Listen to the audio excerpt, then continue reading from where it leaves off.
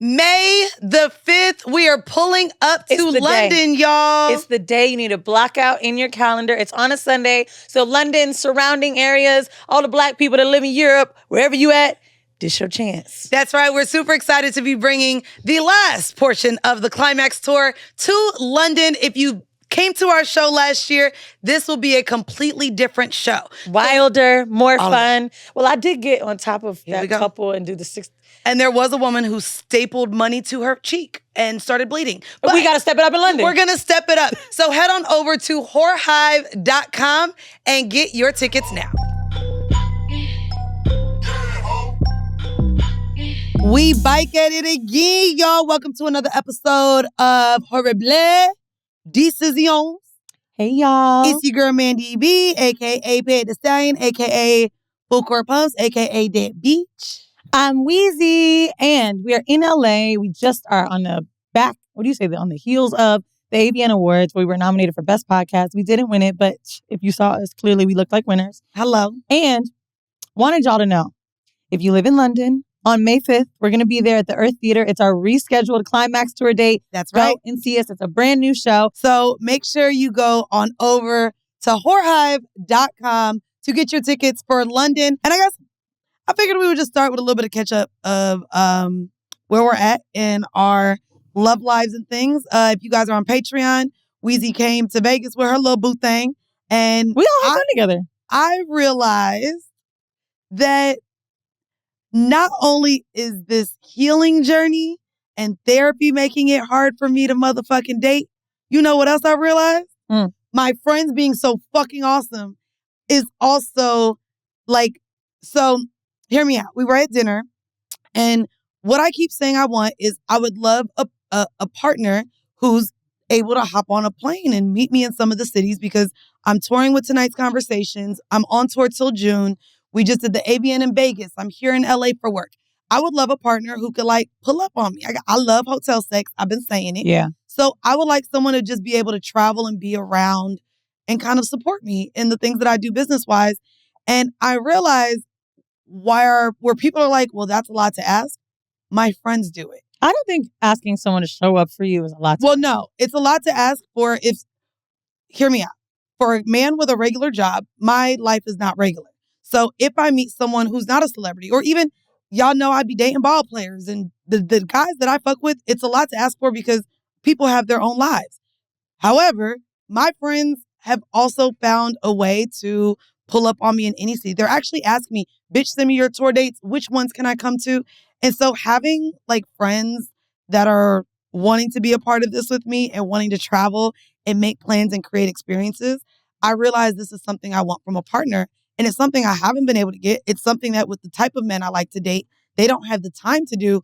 So it's like, damn, I don't know I guess I'm just to a place where I'm starting to think that the things that I want are going to be hard to come by.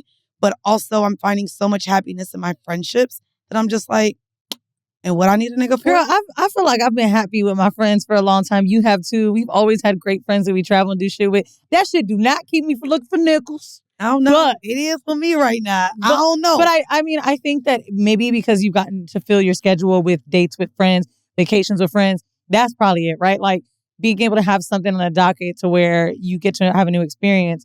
And yes, I did bring him. Last year you brought your boo. I brought my ex last year. And so I didn't get to spend time with him, but it was cool. I actually enjoyed all of us hanging out together. And I recently had a conversation with name drop time. So Questlove, who is in his 50s and, has been famous his whole life. Obviously, I'm not Roots level famous, but he went to dinner with him, with me. And he said something to me that I really appreciated. He's like, yo, it's really nice to see you with a very confident and secure guy because, being a +1 is not everybody's security. Nope. You know what I mean? It wasn't for my ex. So he said a man being a +1 to a woman like you, it's good to see that he's just and it's funny because he called him a civilian to his face. He's like, when we date civilians, that is hilarious. But also, military people use civilians. I know. So, but that's funny to say. But it was funny to hear him say it. And I remember we got in the car. He was like, I don't think I've ever had somebody call me a civilian. But that's funny. What you just said, though, about time, he is an investor. So it's like he dictates his own schedule. But yeah, you're right. even though I think the B. Simone clip, we jumped up her ass, and I was one of those people, I didn't do it online because I fuck with B. Simone, but I remember being like, why would she say that? But I kind of, if she meant the flexibility in an entrepreneurial thing, I do understand that because it's been helpful. It's the flexibility. My for ex sure. did have a 9-to-5 though, but he just was more up the chain to where he could be remote. But yeah, I mean, it's super important when you want to travel with the person you're dating. But it was fun. Like, and he's been around too for our shows. So I do like that I can bring him to work events and he fits. I mean, I think that that's a great thing to have, especially like in this space. I remember when I did Revolt Summit, and he joined me down there. Mm-hmm. And literally it became an argument, in air quotes, that literally as soon as we got back, because I realized just how comfortable he was in spaces where men made more money than him. He was jealous of, or I don't even want to say jealous, but he was uncomfortable and showed insecurity around Young Berg, hitmaker, who's been my friend since I was fucking 18. Sorry, name drop time, I guess. And then, oddly enough, I made the joke that he was jealous of, and he admitted to being jealous of Asante. He was insecure around Jason Lee. And I was like, what is up with you being intimidated or insecure around these men who are gay? I don't understand. Girl, I'm starting to think it was money.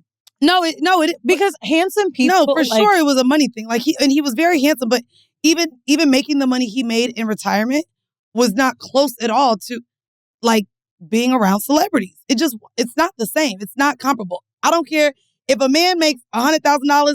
If you bring him around niggas who make millions, there's an insecurity. A millionaire might feel uncomfortable around niggas that make more millions. Yeah, absolutely. But yeah, we did talk about it too, because while we were at the AVNs, there were moments where I went to the bathroom, he was with Mandii, or we were separated, and I was getting a nigga's number or their Instagram, I can't remember, because I wanted to interview him. I remember one guy was Alfonso Lays. I saw 4. I know, he DM'd me, and he was like, "I'll be seeing Weezy, not you." I didn't see him. But I there was a few people I was like, I'd love to have you on Horrible. And there wasn't, I don't know. He's very secure in like who he is. But I also think that we're having a lot of dialogue about respect, which I think anybody listening, obviously Mandii are talking about industry shit, so I don't want to make you feel left out. But I do think that there's conversations about respect that I've never had that people need to have, because my exit made me feel very uncomfortable. I remember taking him to Andrew Schultz's show at Town Hall, and Akash's wife, who's beautiful, we had her on. He was like talking to her a little too long and like flirting with her. And I remember Alex, and did I ever tell the story? No, I don't think you. Okay. Well, I probably didn't tell it at the time because it was a lot, you know what I'm saying? And it was kind of embarrassing, but fuck that nigga. So took him to Town Hall he show. Was flirting with another man's girlfriend? Oh yeah. What's the tea? So took him to the Town Hall show, which is so crazy, theater, because such a big deal for Andrew. And I texted Andrew the day we did our show. I was like, man, I remember being here and you were excited to be at the Town Hall Theater. And now he's sold out, but now he's sold out. Arenas, MSG, multiple dates. Like MSG is coming next for us too. So basically, he gets there, he gets lit. Now my ex was a very friendly and fun nigga. So I was just very confused on you don't want to make someone who's extroverted feel stifled. Right. Because men have probably done that to you, just like absolutely. And I felt that too. They have. So we get to the after party for Andrew's show, and Akash's wife is there, and he's flirting with her. And Alex literally was like, bro, do you see this nigga? How do you determine? Flirt over just having a friendly conversation. Talking about their beauty to them. Okay. How beautiful she was. Asking what she likes to do for fun on the weekend or something. I mean, maybe not that, but there was something about, I guess, his attractiveness towards her or leaning into her or whatever that made her uncomfortable to the point where she said something. And how embarrassing for me. I don't know if she directly said something or someone else did that. People are like, who's this dude? And of course he's not. This is Andrew's section. Right. Who's this dude? And then you got to say, is Weezy's man? How fucking embarrassing. And what's even more embarrassing is the first time I heard I love you from my ex was that night. I walked out of the bar. It was at Floor Room or something in New York. Or I don't know what it's called, but anyway. Basically, I left and I was like, you're disrespectful. You're an embarrassment to me. And it's clear that like this isn't going to work. And he was like, yo, you just made me feel so comfortable. Be free and open. I'm so sorry. I love you. And so it was so manipulative, right? because you were upset in the moment, but then also I get he to hadn't hear said that. and now he's using. And the caveat, right? And I realized like, oh, like some niggas really just have it or they don't. Mandii and I went to the bathroom and my dread nigga was talking to one of her friends. So the next day we were talking about, you talk about the night. And I was like, who do you think was the cutest? And he was like, oh, I thought, and it was the girl he was talking to. I don't know her name. Not Stacy, not B. Oh, Melanie. He was like, yeah, she's really beautiful. And everybody has a type. And so I was like, I have to say this to you. I agree. Like, I knew that was probably your type, right? Brown skin, whatever, very like natural looking. And I said, I really don't feel like you will disrespect me. I hope I'm not going to embarrass myself one day, but I'm so impressed by how easy it is to turn my back. And I haven't felt that in a long time. And we've had so much conversation about that, like what would make me feel insecure, what I don't like, how far you can go. And I need to do that in every relationship. And I think you and I are learning to do that with each other too. Mm-hmm. Hey, I need you to let me do this or do that. Or I don't like when you talk to me like this. This across the board needs to be a thing. I need to tell people how I feel respected. And you used that word with me in a text the other day. And I was like, oh, I didn't know you felt disrespected by this small thing. And you probably knew I didn't know I was doing that. Yeah. But using words like that really makes an impact. Because girl, I brought that text message up in therapy.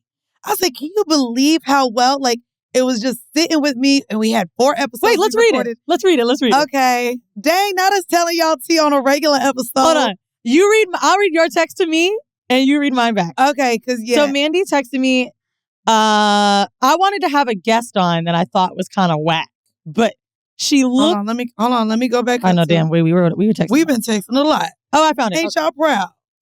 So I found this guest who was on Botched. And I was like, damn, I kind of want to bring her on, but she's going to be boring after 20 minutes. Mandy's like, oh wait, no, this came after you talking about the escape room. No, I know. Oh, okay. So Mandii said, my ears hurt. This is why she don't be talking. Oh. So I said, I'm not in the mood to try it this week, but I'd be down to have guests on for just 30 minutes. Maybe we just invite them to sit with us for the horrible decision. It could be cool. And maybe we end the Heaux Mail alone.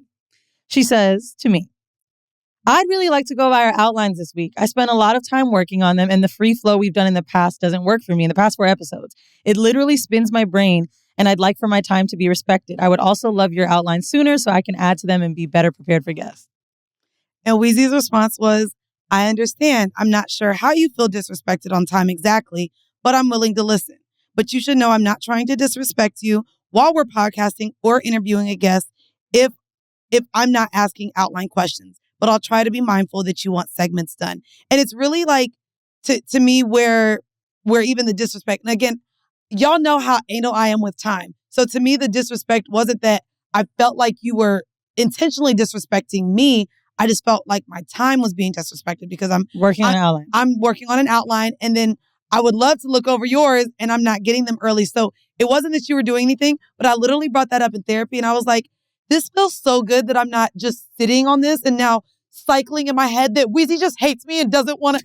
And normally in the past, I've done that. And so I was just like, we've been potting a lot. We had a great time in Vegas. We even partied together with fucking Jeezy. We outside. And I'm like, this feels so good. Let me just let her know we're recording 4 more episodes. Can we do this? And like, I really appreciated that response. Because I was like, this makes me feel like if something is bothering me, now I can't come to you. And let's be very clear. We've talked about it in the past. We both just felt like, fuck, hate this bitch. She ain't gonna listen. She ain't gonna respect what I have to say. Let me tell you something nice I said about you behind your back. Oh, because it's not often. No. So there's this moment in the club where I'm dancing with this nigga, and Mandii is recording us and said, "I got you, bitch." Right? And did I send it to you? I gave you all the content. No, I was later. Recording her because she be liking little stuff with her niggas, and I was like, okay, let me get her dancing on this nigga real quick. So he said to me later that night, like, what was up with that? Like, because he doesn't even have Instagram. He was like, what was up with that? Like, with her saying, I got you to you. Because he knows that Mandii and I have had some beef in the past. I was like, Mandi's being playful in that moment. And I really feel that. I was like, Mandii and I, at least I could say this. If I know nothing, we're never going to out each other. No. And I was like, I hope Mandii knows. Oh, girl, you know that wasn't going on the internet. I know, but I don't know that nigga like that. How I be hiding my own niggas. I ain't gonna post your nigga. So I said, yo, Mandii and I have enough communication. And it's funny because I said to him, I might have said this verbatim. I can't fucking stand her, but I know this one thing. She's not going to do that. And, he doesn't know you well. So when Mandi's saying, I got you, bitch, I know Mandi's like, oh, I got you being booed up. So that you could have it for memories. Right. Because I ain't going to be mad. I'll be mad that I ain't got a lot of just photos and memories with my partner without us posing. Like when I'm out with my friends. But also like my friends love candid photos. So it's a thing that we do when we're all out. So also goes back to, and I was using the word respect a lot. I'm like, listen, like we are really respecting of privacy. Yeah. I was like, I know names as of niggas. As much as we talk about eating ass on this pod, baby, we private. There's some shit we don't say. But, it felt good. And he was like, oh, okay, I'm glad that you feel that way and that you guys have that. And I was like, yeah, there's a lot of respect there. I was like, it's like this. Oh, he told me when we were dancing to Jeezy together, he was like, oh. You ratchet bitch. He was like, you're a city girl. I was like, oh, yeah, that's Mandii.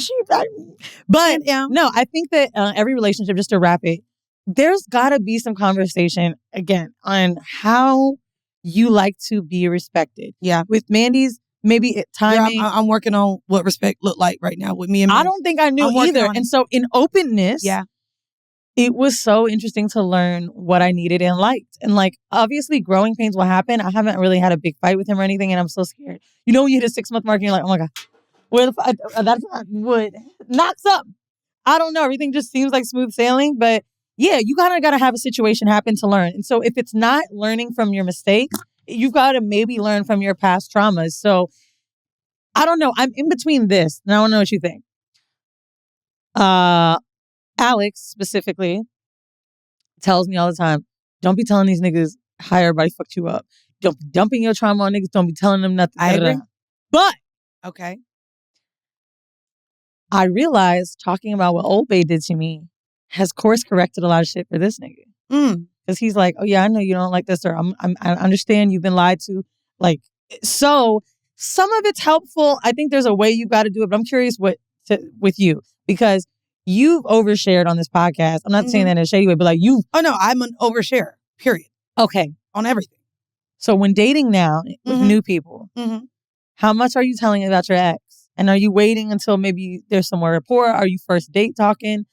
What are you doing? That's the thing. And I think that's why I'm not dating. I don't know how to communicate, like even, sharing the first time out with that nigga that wasn't a date. It was a hangout. But not knowing how to introduce my lifestyle or my friends anymore. And just, I don't know. I literally, and I think that's why I'm just putting my head down and working as much as I am right now, because it's something that keeps me from feeling like I have to sit with dealing with men. And I don't think I want to right now. I'm figuring out what being respected looks like to me after cutting 24/7 off, after not feeling respected in my last relationship. How do I demand that? But also, how do I show up to where I deserve that treatment? And I think so for me, I'm just working on myself and that I do believe, though, in not oversharing the ways in which people showed up in a relationship with you. Because if you put up with shit, like for me to say I broke up with this nigga 13 times, that's a good point. That man might think that he gonna have chances with me. So there's things that I do think you should not tell, because now this man is gonna think he's gonna be able to do it. To know that I stayed after knowing this nigga cheated or disrespected me or hung out with my friends behind my back. Yeah. He might think that, oh, that's not a deal breaker for you then. And now it is. So I don't want to let him know the things that I actually did put up with, because he might think that I'm gonna put up with that shit with his ass too. So I think I want to leave out my ex for a while, actually. But I do want to introduce the fact that the things that I did like when we traveled together. I really liked how we played and you should keep doing together. That, bro. I think that's healthy. To me, the healthy part of sharing about my last relationship is going to be the things that I really liked that I know I want again. That's going to be the oversharing. Service. Yep. So I'm going to tell him, he took my trash out. He was very thoughtful when my friends came. He said, do you need me to go pick them up from the airport? Do we need to? The things that I really liked about him are the things that I'm putting out into the universe that I want again and that I feel like I should get again. So that's what I'm sharing more than anything with the guys that I am talking about. Just so you know, he wasn't shit, but these were the things I really did like. And I don't go into why he wasn't shit. I realized the biggest trauma I was facing with dating, I might have overcome this weekend, actually. Which was what? I did not feel comfortable when I turned my back with Old Bay. Like, around anyone? Anyone. Not friends, I feel like maybe he wouldn't. Okay. But the fact that you put baby maybe he wouldn't try them, but maybe he would. I just don't know, bro. Like, I just feel like if this was swapped, if one of your homegirls was like, I don't really fuck with Weezy like that, but hit me when you come to Vegas, I feel like Obey would be like, yeah. I feel like this nigga would be like, hell no. And I feel like he would say hell no because he knows, like, I don't want to make you look stupid. But Obey was just so sex-brained that sometimes he couldn't even... sex-brained. Like, seriously. Yeah. He couldn't look at women like... Or look at moments like, this is going to hurt this person. What also I think was the issue with him is he knew how much he loved me and that he wouldn't be in a relationship with someone else, right? So he thought that was all that I would need. She know I'm going to be with her. Nigga, you know if I'm going to be with you was a real thing. Well, no, he thought that you just wanted a relationship. And so I'm just going to fuck around. This is our third trip together in just 2 months, right? We went to Mexico twice. And I'm not saying I didn't feel comfortable when I turned my back, but, you know, I'm like learning my trust. But for some reason this weekend, maybe because it was porn awards too. Girl. I was like, okay. Yeah. Like, now I felt good. And especially the fact that, like, I know we were looking for a bitch, right? Because, not kidding, even in my relationship with Old Bay, looking for the threesome made me uncomfortable sometimes. Damn. Because I wanted pussy, but I thought, oh, if she don't want to fuck me, he'll try to figure out a time to fuck the bitch. Whereas I feel like in my newer dating experience with this person, I feel like they're like, if I want to fuck another bitch, I got 100 hoes that would want my dick. Like, why am I going to fuck this up right now in Vegas? Like, this is the goal. Like, I don't know. And yeah, I think I had so much trauma about being turned around and what's going on behind my back.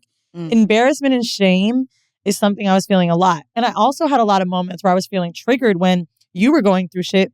I remember your Rory and Maul episode when I was like, he did that to you? And there's these moments where I could maybe even judge you like, why was she taking him back? But then I look at myself like, why'd I take him back? And it's like, we always point the finger at someone else, but not really ourselves. And I should have been listening to the man that I was. Oh, I ain't gonna hold you. See. I was like, ooh, not me joining all the women in Delulu. Bitch, I was happily in Delulu and knew it. And just, I didn't ask for advice either. Love is a drug, bro. I was gonna leave this nigga when I was ready to leave him, which is what I say all the time. Bitch, I'll tell my friends, girl, I don't want to hear about this nigga no more. You gonna leave him when you ready to leave him. And so for me, sharing it on the pod, I'm glad that y'all got to join me in Delulu for so long. But to me, I understood that I was doing what most women do. I liked him. The dick was fine. He's so fine. I'm actually mad too. I was rating my fine niggas with my friends. That's what I was like, who the finest niggas you don't fuck? So we talking about these things. And I literally brought my ex up. I was like, I think he's top 4. He tied with a nigga.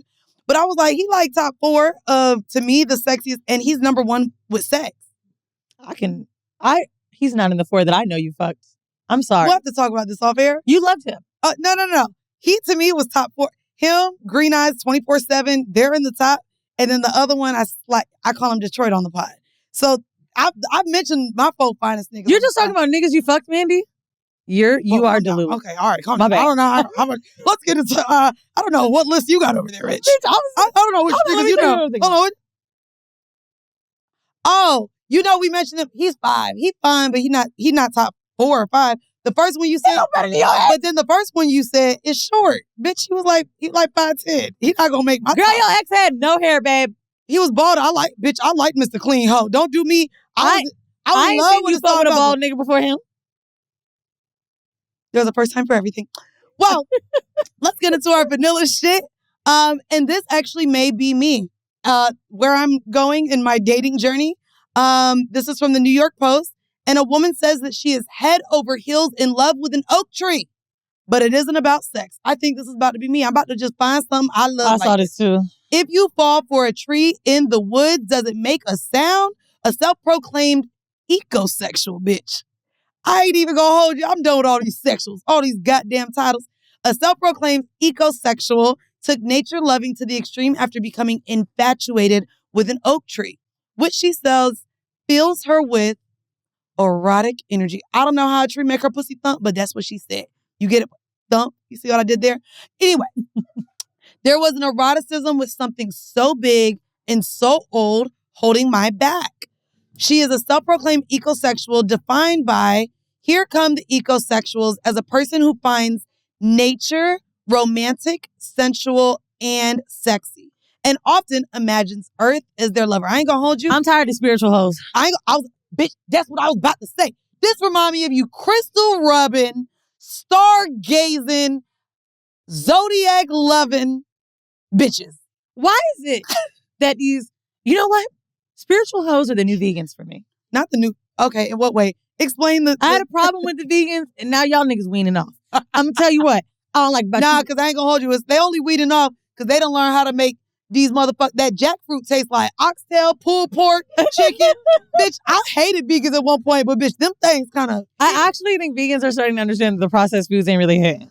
Yeah, so now they just making fucking jackfruit taste like And I have a vegan friend that was pregnant, and they said, oh no, baby, you need something else. So all the vegans that are like, I even saw Vic Mensa like, plant-based ain't gonna make you gain weight. And it's like, even she was like, bitch, they had me say, bitch, you need a little poultry, hoe.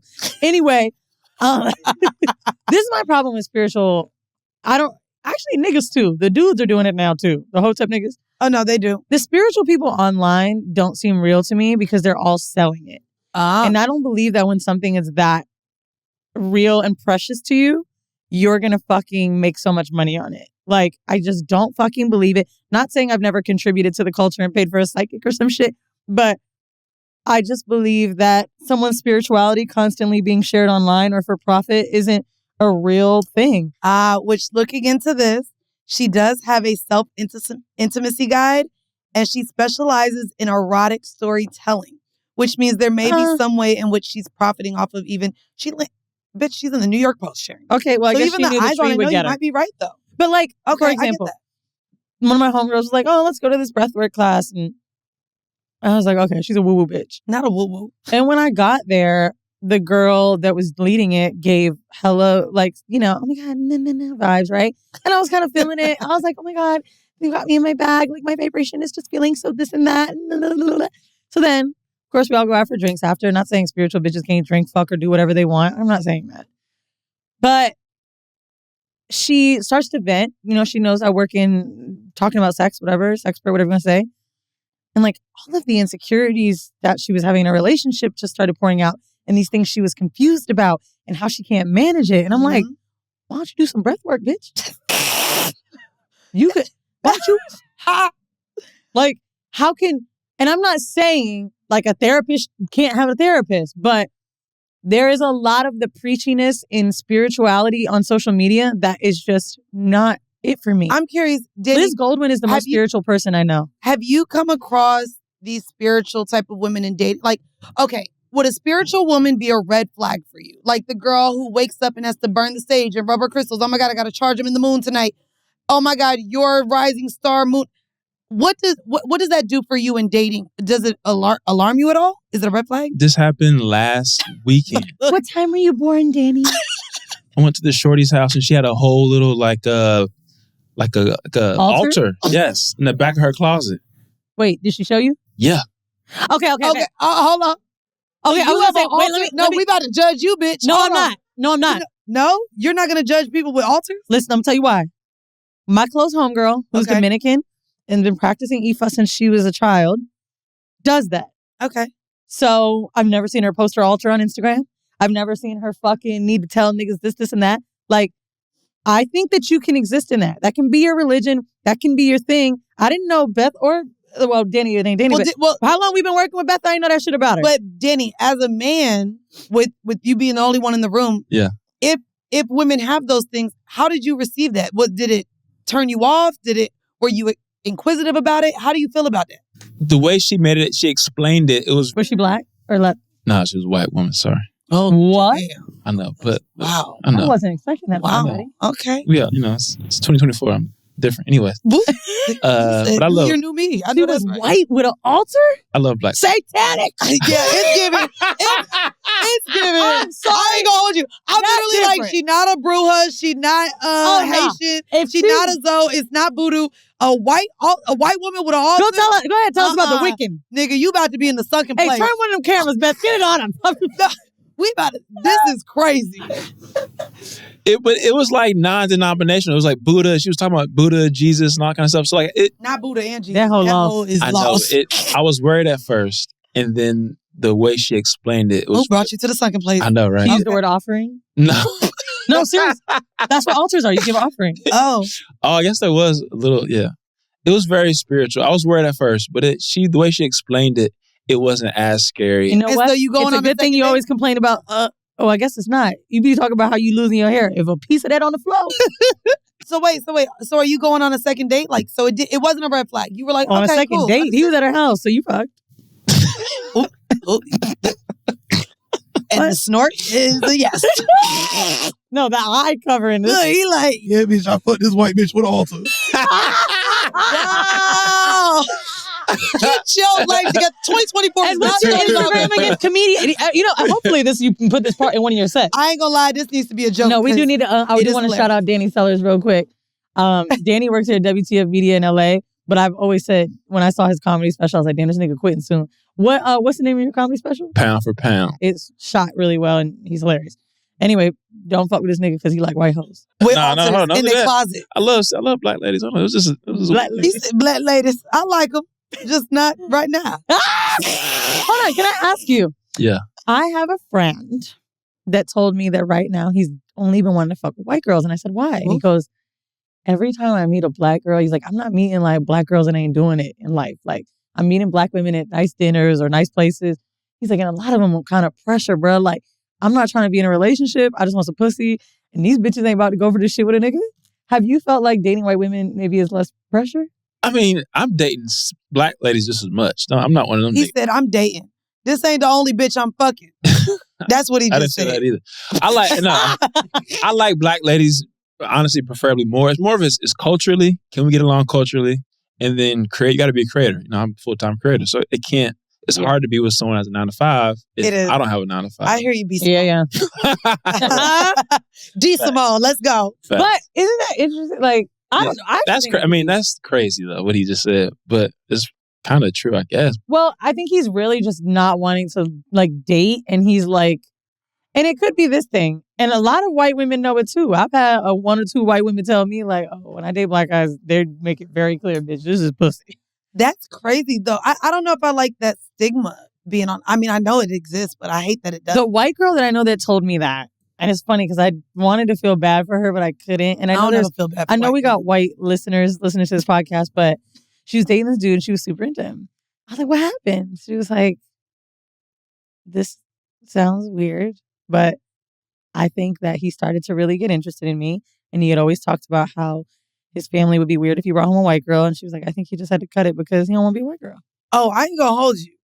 I know, like, black families that would rather you bring home a same-sex person and be gay than bring home someone white.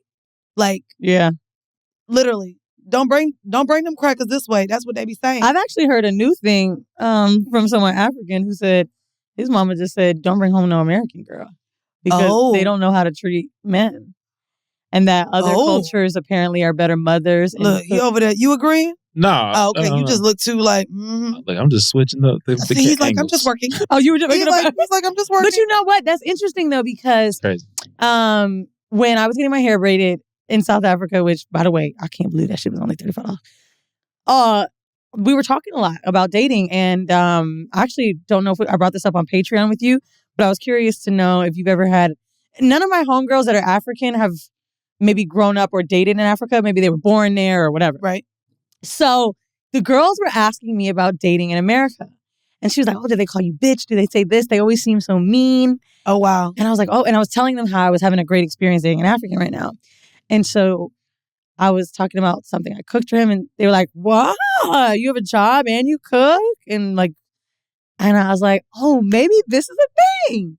Because we are such an independent, I'm independent, I got my own shit going. But that's not the culture in many other countries. Right. Yeah. So it must look like we ain't doing shit for niggas. Which, I mean, you up until... It took a long time for me to even cook a meal, bitch. You better come over bed, bitch. Just drop that dick. Anyway, for today's episode, we have been having so many great guests on the pod that I wanted to get through some of these Heaux Mails. Because shit, we ain't been answering y'all's motherfucking questions. And baby, we got a lot of them. Fuck the guests, bitch. We've been having, even on our solos, we've been having too much fun. Like, Yeah. what we at right now, Danny? And I'm like, shit, we got to, See, All we right, good. see? We gonna get through a couple of these. Yeah, we go. So the first one is the Threesome Ultimatum, Okay. which y'all know it don't ever work. Y'all stop with the ultimatums. There's a whole show called Ultimatum, and it don't ever work for none of them motherfuckers. Don't give people an ultimatum. Just let them go on their merry way if they not give you what you want. But anyways, that's going to be my answer probably to this email. Let's see what they have to say. Hey, y'all. Here we go. I'm 23. Here we go. We going to help you out, bitch. Hey, y'all. I'm a 23-year-old industry worker from New York and have been with my current boyfriend for 4 months after being just friends for 2 years. We're very sexually active and have engaged in multiple threesomes in the past that weren't too enjoyable before we actually officially started dating. Now that him and I are dating, I kind of want him to myself and can't wrap my head around sharing him in the bedroom without giving a whole bunch of rules that he won't enjoy following. He thinks I just need to get more experience with women on my own so I can be more comfortable having a woman in the bedroom for a threesome or a foursome. But I think I just don't want to share him with another woman. Recently, he's told me that he doesn't see a relationship working out if I'm not willing to have another threesome. He doesn't even care who the girl is. He just wants to fuck me with another girl. I'm not sure what to do because I love him, but I'm also not about to compromise my boundaries and force myself to do something I don't want to do. Please help and be gentle. Y'all be doing weird shit. Love you guys and can't wait to read your book. So This is an interesting one because I know that you've had a lot of threesomes. you go first. So I actually shared, I dealt with this in my last relationship, that we were going to the club so much and inviting so many people in that I think some of our connection with each other lost a bit. And we had so much fun being around other people. It became a conversation that I want to stop doing this. I want to stop bringing other people into the bedroom. And at the moment, I don't think he wanted to do it. You said it became a conversation. It became a conversation first because I was like, I think we need to pause on this. Not that it would never happen again, but we needed to take a pause. I don't feel like it was an ultimatum. And I think that maybe how she's looking at it, maybe right now, fresh into this relationship, she doesn't want to. I'm going to give her the dialogue for that, right? Okay. I want to just snowball on this because what you're saying, you said, I can't do it. Maybe right now. There's moments where you open and you close your relationship. Yes. For me, I actually talked about this weekend when we were at Poppy Steak. I was like, yo, I know this open shit we talk about a lot, but there are moments that I'm going to maybe possibly, if we get into Need you to myself. Right. And so, and again, we're talking about what we would want our relationship to look like. Yep. Right. Like still kind of figuring out if it's a thing for us. And I said, pregnancy is one that I know for sure. Absolutely fucking closed. Right. That's a sacred moment. It is. There's so many times where I've thought about my friends in open relationships and how they've been able to feel. And also, I think there's moments of like even holidays, right? This sounds super simple, but when I was with Old Bay, I remember holiday time, he would kind of like Art Basel's around Thanksgiving. My family used to live in Orlando. He'd kind of want this moment. And I'm like, damn, I'm just kind of in this like little cocoon right now. I don't necessarily know if I want to feel that. Like you are able to open and close your relationship. You know why? Because as the person that's in the relationship, you are the priority. Yep. If the person you're dating can't handle an open close situation, they may not be for you if that's what you need. And we're always feeling guilty about making someone feel stifled or making them feel like we're giving them boundaries. I know your ex talked about that, having rules where it's like, how could you even have rules when you've done all these things with Mandii? However, I mean, rules and boundaries, though, are allowed and need to be enforced in open relationships. And again, I think I like that what you said. Open, closed relationships are open relationships, are ethically non-monogamous relationships. I think that people assume as soon as you join into the lifestyle, now you have to keep up with all this. No, it needs to be a constant conversation with your partner. Hey, let's take a break from this a little bit. You are allowed to do this. The same way we talk about dry January or like ways in which we sometimes like recluse or take away drinking or drugs or partying. That's the same when it comes to inviting other people into the bedroom. Other energy is a lot. It's a lot. And when we were talking about a few weeks ago on the episode with Christina, where I was like, other people on dates and shit like that, bro, there's so many times where I've been in settings recently and I'm like, I just kind of want to be with you right now. I just want to be with you right now. And like, I need to leave, or even maybe I need to be alone. Yeah. Like, I think that we need to focus more on ourselves while in relationships instead of so much thinking what will please my partner. As I agree. pleasers, which she sounds like she is. She does. You But gotta she refocus. sounds like she's fighting it. She's like, he's going to break up with me if I don't give him this, but I really don't want to do it. And I think that she just needs to maybe put a time frame on it because she could change. But in some time, if he's still pressuring her, maybe this Maybe isn't the not even partner time for frame. you. Just say, hey, I need to feel more comfortable. Okay. Because I don't want anybody. I was thinking, Well, I don't like to feel more comfortable because he's already suggested, well, maybe you just need to play with more women to feel more comfortable. Like he's even pressuring her to be with, you know what I mean? So she's just not in that space right now. So the conversation needs to be like, I would love to revisit this maybe in a couple months, but for the moment, can we really just enjoy each other? That's it. Bro, and if he's by really the not way- looking to just enjoy you by yourself, these other people maybe having let him find one of them. Yeah. What did someone say? I don't know if I've said it on this podcast, but I remember crying to a friend about how this guy said that I was too much or like, my emotions. Girl, I've been told that's, and she said, oh yeah, you know what you need to say to him the next time? You doing too much? Find someone that does little. I am too much. I do a lot for you.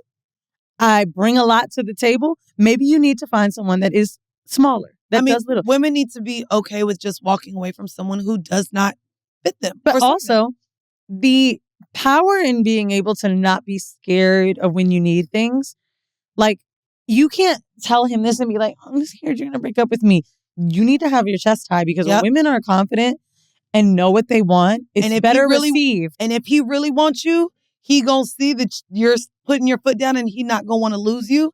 He gonna sit here and bend. It's not gonna be the ultimatum. Now, what I would tell you is if threesomes is the only spicy sex you're having, that is a problem. Yeah. If sex clubs is the only spicy sex, which you were telling us other things. Girl, we did sex toys. We did a whole bunch. But that's my point. Yeah. If the sex club is the only thing you do that's spicy, that's a problem. Anybody listening, like, you cannot have one dimension with your kink shit, right? For example, this is a true story. I have a friend of mine that's very into masochism. Like, she wants to fucking be hit, closed fist and stuff. And she told me that it's been a little bit difficult for her because she's like, girl, I wanted to go to work, but like, she can handle pain, like, truly. And she said she kind of had a little bit of a shift recently where it was making her feel a little shitty. She's been with her partner a long time and they live together. But she was like, bro, that's the type of sex we have when it's wild. And now I don't even know what the fuck to do. Yeah. And so she's like looking for new shit. And I think that we can't have only one lane. So I would definitely say trying introducing something new that you've never done. I agree. Maybe he pees on you. That's simple. This next letter is from a male listener. All right, what's good? I'm a truck driver, so I had plenty of time to listen to all of your episodes. I can't tell y'all how much I appreciate the work. The podcast you built is fun, it's honest, it's educational. Thank you. I've learned so much from y'all, not only in the obvious sense, it's a sex pod, but documenting your growth as businesswomen, especially in partnership, is so valuable to anyone trying to make shit shake. One of my biggest regrets is not getting on stage in San Francisco. Anyway, the reason I'm writing is I'm talking to a high net worth individual. I know that's right, bitch. She has an important job that has her flying to different parts of the world and a personal business that deals in money I've never seen. She's older and cool as hell in the nerdy way. She's spicy white, Eastern European, and lives in London. I definitely have my insecurities, but she started dropping the L-bomb after 4 to 5 times meeting in person in like 3 years. I started saying it back. I don't know if it's real or just something to say, but I definitely like her. This is getting long, so I'll skip to the point. Recently, she asked if I would meet her in Africa during one of her business trips. Weezy, would you take your first trip to the motherland with a white? Mandii, now that you have money, would you pay the upfront cost for a man to be flued, to be reimbursed?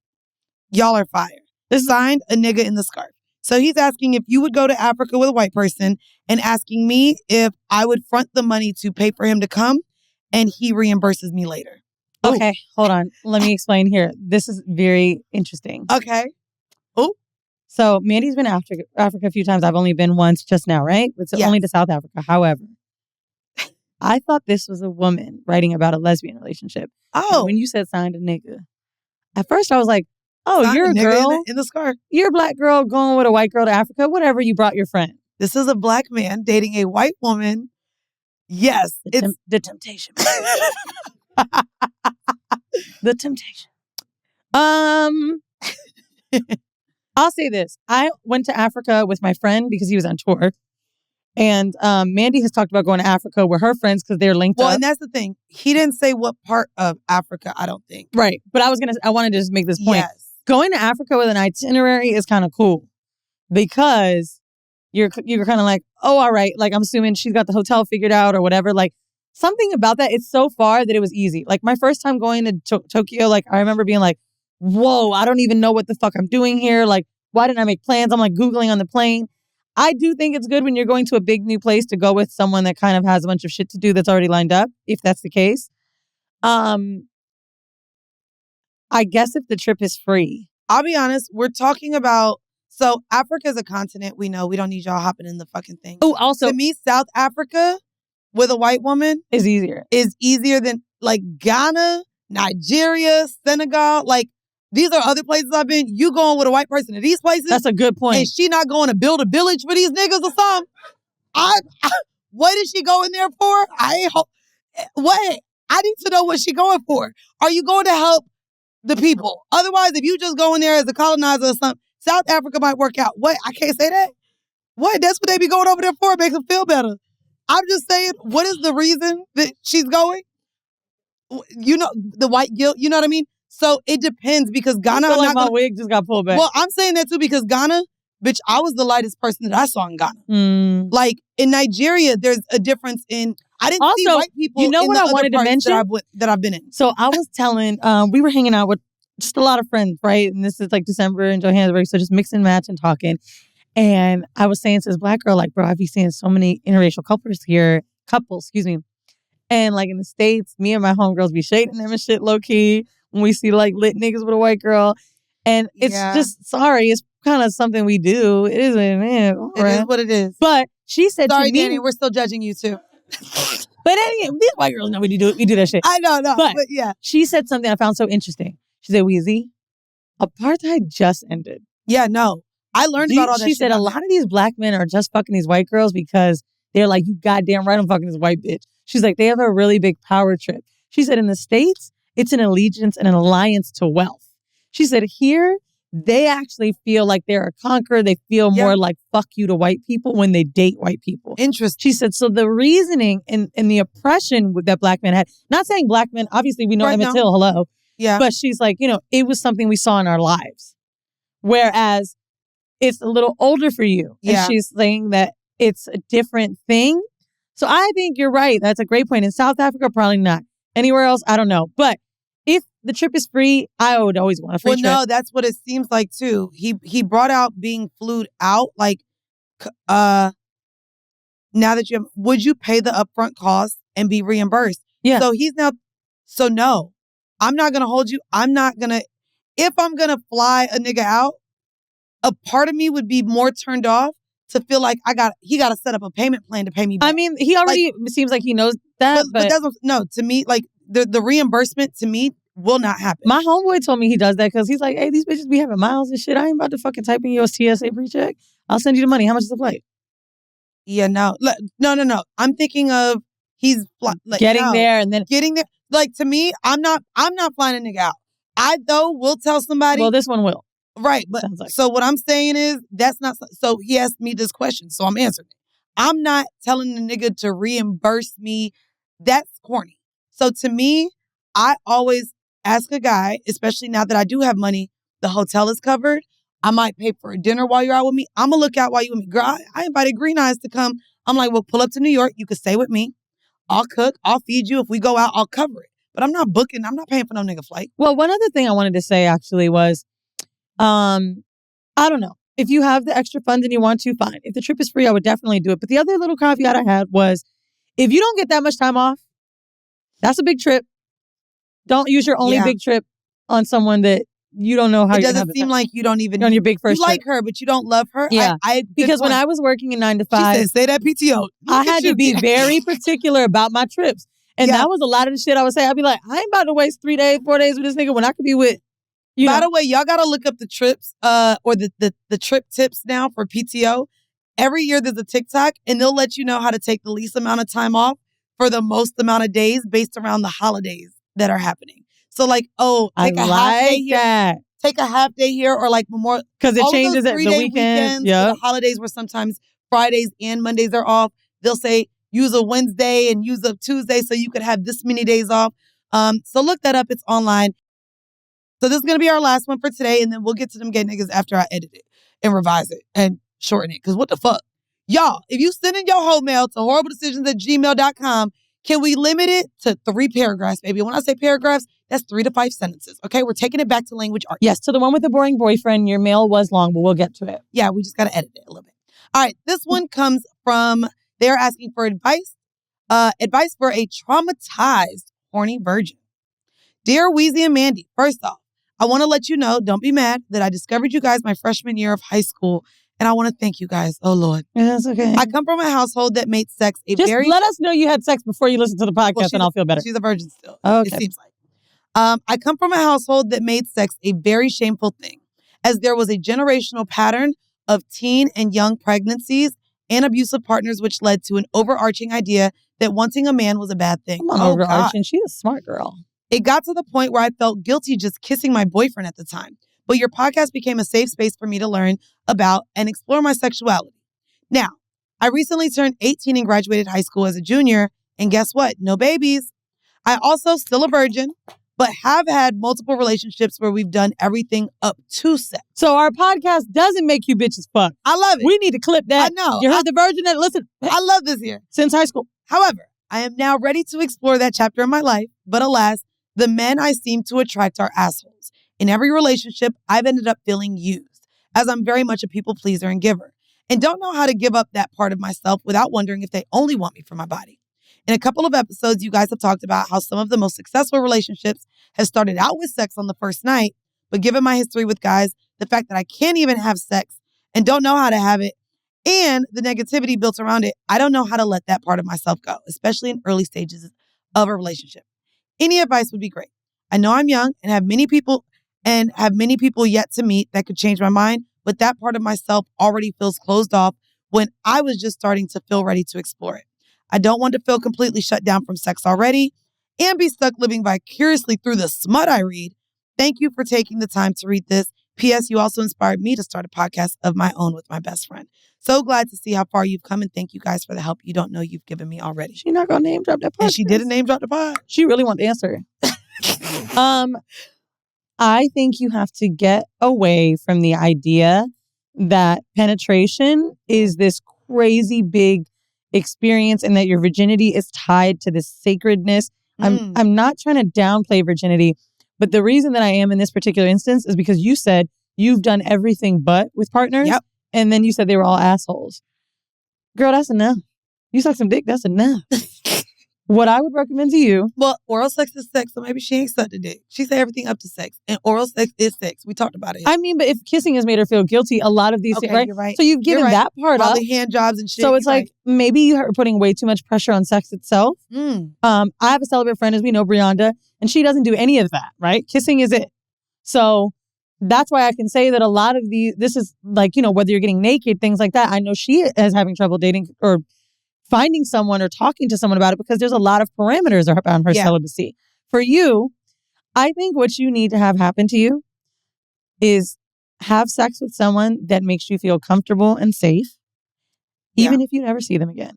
I think letting that person know you're a virgin. I know there's some maybe scenarios where people we've had people in the 30s or 40s even write into us about their virginity. I'm like, bitch, just get over it, right? With you particularly, being that you're younger, and you've got what it seems to be a little bit of religious trauma and shit like that. I think you need to be very clear that you experience your first time and that you want to be respected during that time. Like, you don't want someone to maybe dash you away. You know what I'm saying? Like, you want them to stay with you maybe that night. Like, aftercare and kink is going to be necessary. Like, aftercare after you have sex. Things that are involved with sex. Yeah. I think once you find someone comfortable with, maybe a friend that you flirt with, but it can't be this big old thing in your head because the things that you've already done are kind of already a big deal, I think. Like, you still had some form of it. So I would just make sure that the person you sleep with, you said they've been assholes. Maybe you also have to have lesser expectations. I know Brianda particularly wants a relationship or marriage, right? If that's not what you're looking for, be clear that you just want a good person or someone that makes you feel comfortable and safe. So, yeah. Because if you want a relationship until you have sex, that motherfucker may disappoint you even then. So I think making sure that the experience itself is safe and comfortable is more important than the attachment to that person to you. As someone that's been sexually assaulted and someone that's had men not necessarily treat them the nicest, I've always enjoyed the experiences where men are respectful versus I've had this title or this rapport. Yeah. I can meet a nigga on the first night that'll do me right. You know? Like, you've got to make sure that you're getting that vibe.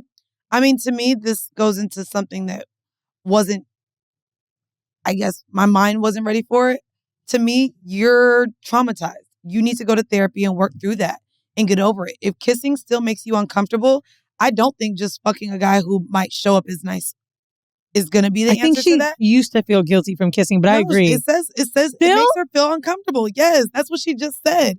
So to me, like, and it didn't say that even the things that she went up to sex made her feel away. She didn't share those details. There's a lot of things that we could ask if, she called in. Like, well, did those other things make you feel uncomfortable? To know that you felt uncomfortable with kissing, I think there's an exploration for you to have in therapy first, but also maybe it's men. I would actually say, oh my God, I was just going to say, you need some good men friends. No, that's not what I was going to say. Oh, I think you got to see a decent man. No, my thing was going to be, maybe women will make you feel safe. Maybe you should see sexually if exploring with a woman might be what will make you feel comfortable. Have you kissed a woman before and did that make you uncomfortable? Have you been able to feel safe with women? Like, maybe you're trying to force yourself, knowing again the traumatic experience. If it's a religious thing, maybe you're forcing yourself to be straight now, and you just don't like we men. Said we ain't taking I don't know. People know if they have maybe she would even brought up if she had an attraction. But she's also young and grew up in, no, I think that a lot of those things, if you grow up in church, you're taught that that's not something you should do. So maybe right now she's convincing herself, losing my virginity to men, to know that they're all assholes and she hasn't felt safe and no one has made her feel wanted or respected. And kissing a nigga made her uncomfortable. Bitch, maybe you don't like men. If dating women doesn't work, here's my final thing. The reason I said good men friends is because you're at an age, mind you, Mandii and I are 10 years your senior, right? Those men in college and that age, they're really bad. Yeah. I know that you've been listening to this podcast for a long time, so you know it doesn't get better. But it definitely gets better than the niggas in college, don't get better, girl. So you better figure this shit out now. Like, being assholes. I actually talked about this with my boy Andre Power recently. Andre's almost 40. And I was like, bro, I haven't really dated like a shitty. Like, I've been dating guys that, they'll get my car. Girl, Obey was shitty. No. I'm saying like the treatment. Like, when you're going on the dates and like, I haven't really dated a guy who's an asshole. Yeah. And he was like, I wonder if it's age. Or maybe it's where you meet them. Like, he's like, cause yeah. He's like, girls maybe when I was younger told me like, oh my God, you're so nice. He was like, but now like bitches expect a good nigga, right? And so I say, nah, they don't. Cause when a nigga too nice, then they lame, then they corny. Like, so many rules. Women actually want like. I think you need an example of some good men friends. I think platonic relationships could actually be a little bit safer for you. And I think maybe even a male friendship could guide you with some of this. Because sometimes the problem with talking to other women is that they're a sounding board for like everything going wrong with men. We do that, especially when we're in a bad fucking... How many episodes have we had where we're like, niggas ain't shit? Maybe all of them. But like that. Ooh, this whole thing is contradiction. I actually think you need good male friends, for real. That has really helped me a lot in my healing. Have sex? Because if your only relationships with men are romantic ones, and you all think they're assholes, you need to start looking at men in a different way. Seeing nice friends. Yeah. And I think that could help. I did that to one of my friends on New Year's. I literally hit him up and was just like, thank you for being a friend and seeing me. And like when I'm around you and he's megastar, like dope. When I sit at a table, he like boasts about all the things that I do. And I just know he like values me as a person.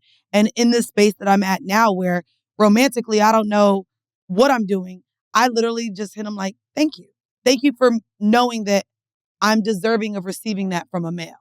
Like that's what I wrote him. I was high on shrooms. But my feelings, but yeah. But I mean, the shrooms got you to unlock that part of your emotionalness, right? And I think that like that shit is valuable. I really appreciate good male platonic friendships, relationships. I think we all need one. I recently had Alex's girl tell me that she was so grateful that he had me in his life because she's like, oh my God, there's so many times where we've gotten in a little argument. I've thought to myself like, oh, I know Weezy ain't gonna agree with this shit. And he probably gonna call her for, she's like, I think it's really good that men have a decent homegirl in their life. Yeah. And I think there's something to that. So Mandii says he's a pussy. I said, did I say eat pussy now? Hold on Okay, now. just I ain't kiss. say go and eat pussy. I just said kiss a woman and see if you feel uncomfortable. And if you don't, maybe that's the direction you might need to go. just kiss. Damn.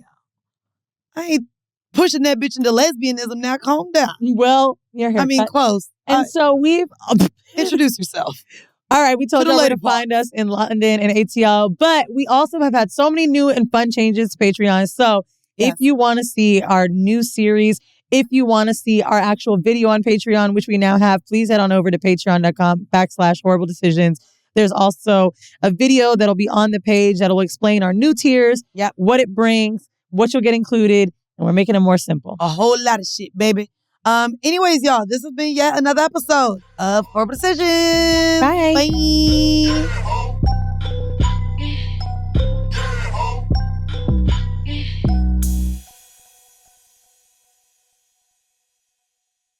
How many months or a year, whatever it was, take until you said boyfriend, girlfriend? And how did you... I took my motherfucking time, bro. It had to be close to a year, if not a little bit over. Did she... Yeah, I took my time, bro. I did. I took my time because I'm really not fucking around. Like the fear of... It's just so easy to get divorced. It's just so easy. It's like And you're not even married. But the thing is, it's easy to get married though. It's like you can get married to anybody. It's so many good looking people and so many people that have like decent qualities enough. And then it's like, oh, you get in. Why do people get divorced, right? Because they end up seeing something that they wasn't paying attention to. I want to also just say this really quickly. The dude I'm dating has met Wolf a few times. And I don't remember which time he met you that he said, What'd he say? oh, he really loves her. Like, he really is that's really like her. I thought they were just kind of fucking. And I was like, why'd you think that? He's like, I don't know. Maybe because, like, I've seen him just be in and out. And, it's not like we've ever hung out. He was like, he really loves her. And he said it again last weekend. And I was thinking to myself, I've always seen that with you, but I wonder what it is that men see in another man that make them come to that conclusion. Protection, territorialness. You know what I mean? That's just really what it is. It's like, in my mind, when a man is when a woman is his concern, it's like, I'm your bodyguard. I'm kind of like your parent in a lot of ways. I think it's the vice versa. Like, women want to take care of a man that they love. It's the same thing. So like, It's a thoughtfulness. it's a thoughtfulness. You Yeah. know what I mean? And the thoughtfulness is like, it's a thing that can be felt. It's a thing that can be felt. It's like, I'm never too far behind. You looking this way. I know you're not looking this way, so I'm doing that for you. That's interesting because, like, it shows you how much men watch other, when you're around another man. Sure. People say to me sometimes they don't understand how I get hollered at around Alex. And I'm like, because they right. can feel it or see Yes, it. the body language. Yes. But yeah, the fact that he never asked me, is that her boyfriend or not? But to say like, oh, I could see that. The other thing I wanted to say was there pressure on your end to commit? Was your partner looking for more? And how did you end up getting together? Yeah, she tried to put some pressure on me. I wasn't going for it though. Yeah. I wasn't going for it because at the end of the day, like, I really trust my instincts. I really have a strong sense of self, and whether that's sometimes where I'm led astray for that or not, I'm not moving past my timeline. Yep. You know what I mean? Because I trust what I'm doing this for in the first Over place. a year, bitch. I ain't gonna hold you. It took time, bro. This is why the ladies gonna hate me. Men are the prize. A relationship don't happen, a ring don't happen, a lot of things don't happen unless the man is ready for it to happen. Of course. And that's where a lot of women live in Delulu and have these relationships in their mind with these men. But in reality, until that man acknowledges you or treats you or claims you as his woman, you're not. It don't matter how much he gives you. How did you end up being your boyfriend? To me, it's so weird. Like, I'm looking back, we're in regular life now. Like, nigga, we spent 20 days straight together. I only left because I went down to Florida to celebrate my friend's 41st birthday. Maybe tell us the first time since. Literally, I left and was thinking about him, came back, he was right there with me, and I was like, nigga, I've never spent this much time around someone and didn't get tired of them. We go together real bad. And then he actually, who said I love you first? We might have just been laying down, like, the emotions, everything was like we wanted to be around each other daily, but the world was closed. I'm not gonna lie. That's where I'm also like, that relationship doesn't happen again. I wonder if whereas that fairy tale is something that we all want. I feel like you just want it to be simple and easy. I wonder if not talking about commitment first. Like, tell me if you had a lot of conversations about what your relationship would look like. Did you? Give me a little bit more, like, Okay, Mandii fell in love quick. And I told him, mind you, first date, I let him know that before the pandemic had, because I was like, this ain't going, first off, we 2 months in the pandemic. I met him May. I'm like, nigga, I thought that we was going to be back outside. So I said, I had someone that I saw weekly. We beefing. This was 24/7. I let him know first date, I'm good. The world's going to open up back soon. I have a really busy schedule. I'm just looking for someone to fuck me once a week to make up for this person. Because I travel a lot. I don't be here. I be busy. Nigga, the world was shut down. And so for that whole first year, mind you, then vaccines came out. We weren't even open until a year and maybe 2 months into our relationship that I was like, oh, it's just been us. We had no outside factors. I wasn't traveling. Which low-key is beautiful. We were going to the beach every week. I was cooking because there was no eating out. So that's fire. It was just so different to where I'm just like that would probably be the perfect way to start. Yeah.